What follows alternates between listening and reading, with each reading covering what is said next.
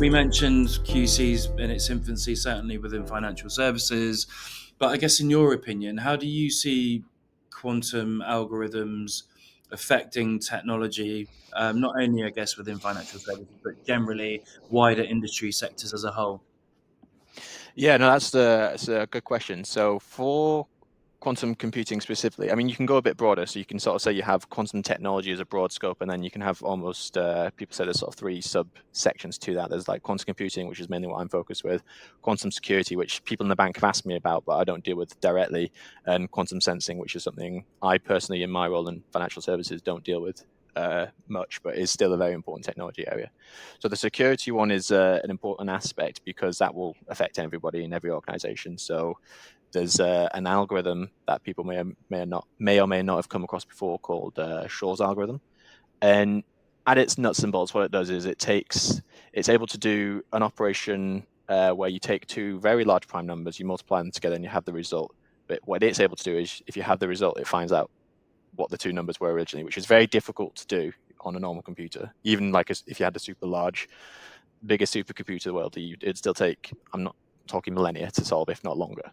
Whereas a quantum computer can, in theory, do that in reverse. And why that's an important problem is because that's how some encryption algorithms work. They take advantage of the fact that that problem is difficult and assume that no computer will be able to do it. But now a quantum computer is able to do it. You've got to start thinking, okay, I need new ways to start building these encryption algorithms. And a lot of institutions around the world are sort of looking at that now, or what's called PQE, or post-quantum encryption. There's an organization called NIST, which is the parallel to MPL, where I did my PhD, but in the US, and they've just recently published, I say recently, last year, published their up-to-date standards on what you should be doing for quantum security. And then going back to the sort of the other pillar, what I'm focused on in quantum computing, there's lots of applications there as well, where you have quantum simulation. So if you're in the pharmaceutical industry, for example, it's difficult to simulate a molecule because molecules are themselves inherently quantum. They behave in a quantum way, right? You can put that behavior on a quantum computer quite easily because you get that behavior for free because it is behaving in the same way.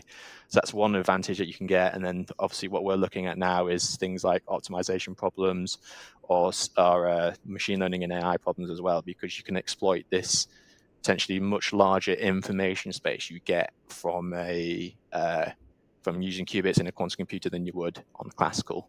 So I was talking to someone about this yesterday, and I think a good sort of rule of thumb that you can sort of think of how much larger this information space is that in a classical computer, when you have a bit, every time you add a new bit, you have 2n, where n is the number of bits. So you almost double because you've got the two states, 0 and 1.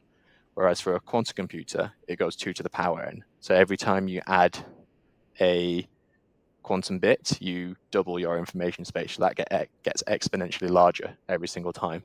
So by exploiting that property, you hopefully are able to create algorithms that can just solve certain problems in a much more exponentially powerful way that current computers can't. So that's what gets it very exciting. And that's what's hopefully going to push the technology sector forward as well. Amazing. And obviously, QC is, I guess, potentially going to change kind of the norm, if you like. I mean, can you put a kind of finger on how long that process may take before we start actually Yeah, seeing this real world? Or no, that's a really good question. I think there's people typically say, that the easy answer is like, it's 10 years away. It's 10 years away. But I feel like people have been saying that for a few years. But there's been a few announcements recently, especially from like big tech companies like Microsoft, Google, IBM, where they're really making a lot of advancements in their quantum technology programs. But I think it's going to be a bit of a staggered approach because I would say from our conversation a minute ago, quantum security is likely to be the sort of first beneficiaries sector. That's a bit more developed.